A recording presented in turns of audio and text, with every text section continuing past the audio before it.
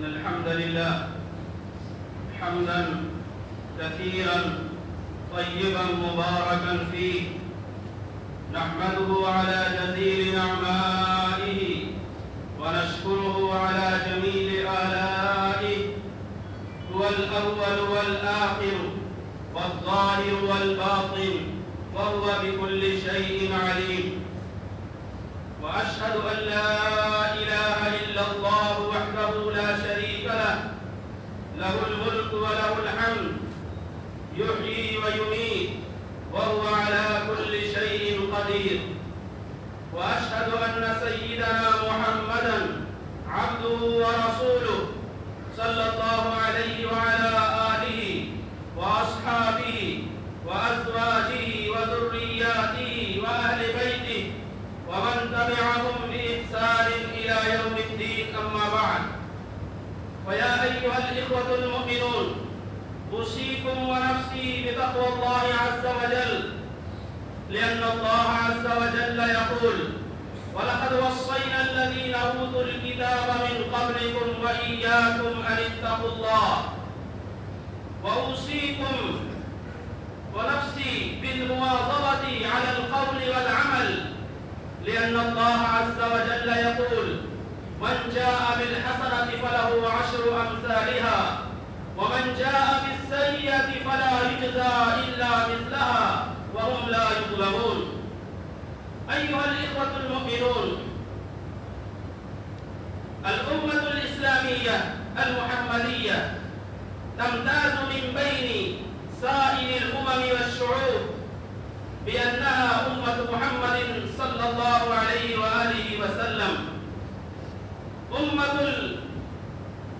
الاعتدال والوسطية، أمة اليسر والسهولة في الأحكام الشرعية، أمة لا تتفق على الضلالة، أمة جعلت لها الأرض مسجدا وطهورا، أمة لا يؤاخذها الله سبحانه وتعالى على الخطأ والنسيان وما استكرهوا عليه، أمة أحلت لها الغنائم، أمة عملت قليلا وأجرت كثيرا. وقد جاء في صحيح البخاري عن عبد الله بن عمر رضي الله عنهما قال: قال رسول الله صلى الله عليه وسلم: إنما أجلكم أجل ما خلا من الأمم. قد عمل اليهود من الفجر إلى الظهر على قيراط، وعمل النصارى من الظهر إلى العصر على قيراط، وأنتم الذين تعملون من العصر إلى المغرب على قيراطين والقيراط هو الجبل العظيم. أيها الإخوة المؤمنون، جعل الله سبحانه وتعالى أعمار هذه الأمة قصيرة وقليلة، وجعل أعمار الأمم الماضية كثيرة وطويلة. فهذا نوح عليه الصلاة والسلام كما ذكر المؤرخون أن عمره كان يبلغ إلى 12 قرنا، وعمر دعوته 1000 سنة إلا 50 عاما. وهذا إبراهيم عليه الصلاة والسلام إنه رزقه الله عز وجل ولدا وحيدا، إسماعيل عليه الصلاة والسلام، في عمره 80، وقد عاش إلى عمره 120 سنة. وهذا موسى عليه الصلاة والسلام قد عاش مع قومه 150 سنة. لكن أعمار الأمة المحمدية ما بين 60 و70، وقد جعل الله عز وجل لها من الأعمال والقربات ما تستطيع أن تبلغ إلى درجات الأمم الماضية السالفة.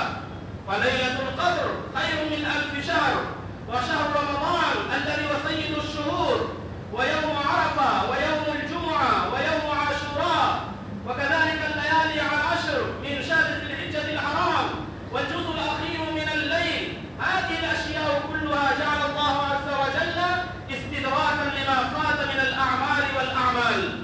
وقد قال النبي صلى الله عليه وسلم: نحن الآخرون السابقون يوم القيامة. معنى ذلك وإن كنا في آخر أمة، لكننا إن شاء الله عز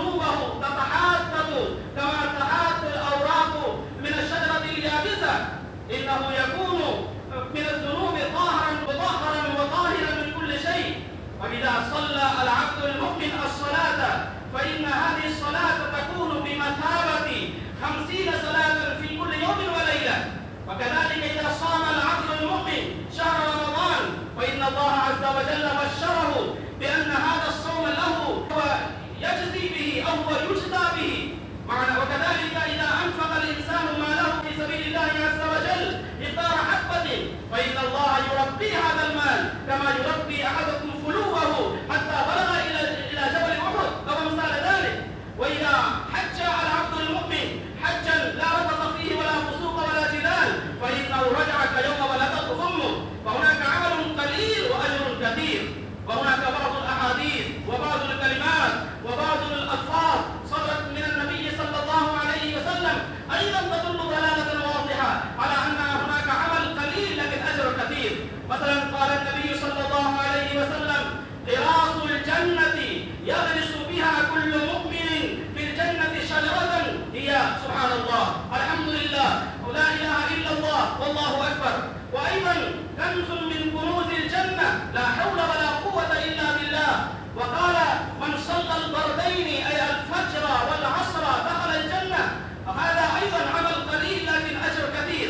وأيضا من صلى صلاة على النبي صلى الله عليه وسلم مرة صلى الله عز وجل عليه 10.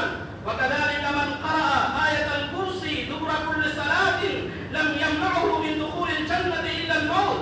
وكذلك النبي صلى الله عليه وسلم بشر ببشارات كثيرة، وهذه البشارات تشتمل على أعمال قليلة لكن الأجر هناك كثير. قال الله سبحانه وتعالى: قل يا عبادي الذين أسرفوا على أنفسهم لا تقنطوا من رحمة الله إن الله يغفر الذنوب جميعا إنه هو الغفور الرحيم. أيها الإخوة المؤمنون، الخير مهما صغر مهما قل لكنه مقبول عند الله عز وجل. إذا تقبله الله عز وجل فهذا الخير يكون سببا لدخول الإنسان في الجنة. أما رأيتم ذلك الرجل الذي سقى كلبا فشكر الله عز وجل سعيه فأدخله الجنة وغفر له ذنوبه؟ وإن امرأة زانية مومسة من المومسات والبغايا إنها سقت كلبا فالله عز وجل أدخلها الجنة.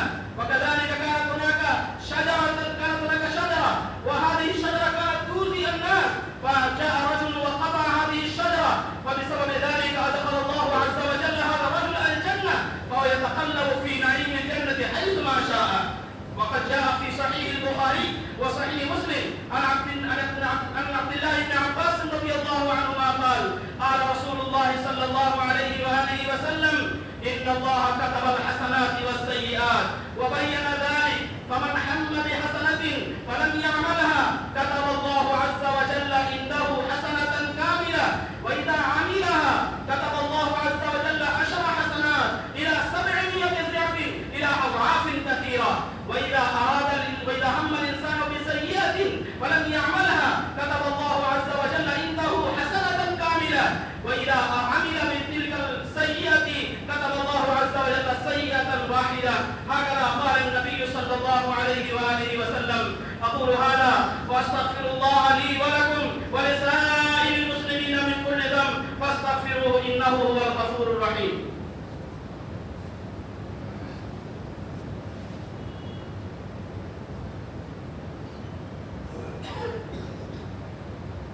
الحمد لله نحمده ونستعينه ونستغفره ونؤمن به ونتوكل عليه ونعوذ بالله من شرور أنفسنا ومن سيئات أعمالنا.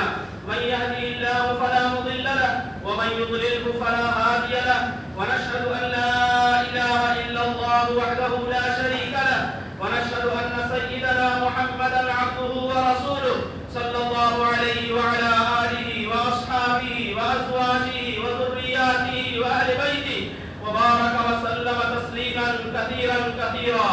أما بعد فيا أيها الإخوة المؤمنون، إن الله سبحانه وتعالى أمركم بأمر بدأ فيه بنفسه وثنى بملائكته المسبحة لقدسه وثلث بكم أيها المؤمنون حيث قال مخبرا وآمرا: أعوذ بالله من الشيطان الرجيم.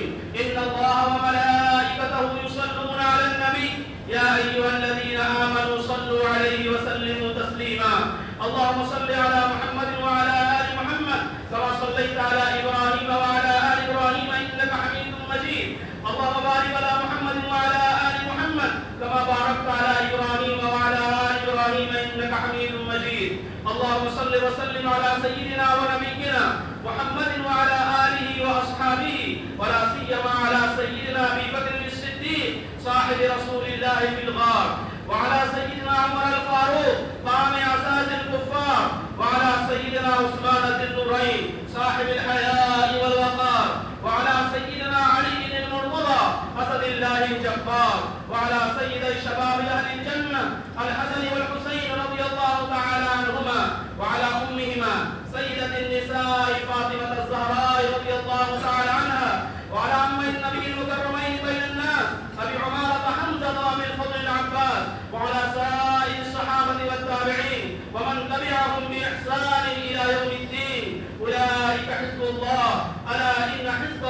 هم المفلحون.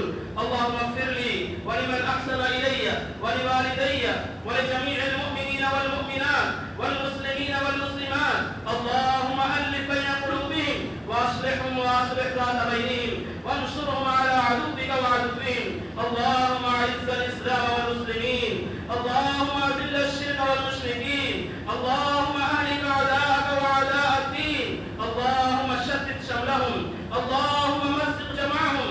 اللهم كل حدهم. اللهم نكس أعلامهم. اللهم خذهم أخذ عزيز مقتدر. اللهم انصر من نصر دين محمد صلى الله عليه وآله وسلم واجعلنا منهم، واخذل من خذل دين محمد صلى الله عليه وآله وسلم ولا تجعلنا منهم.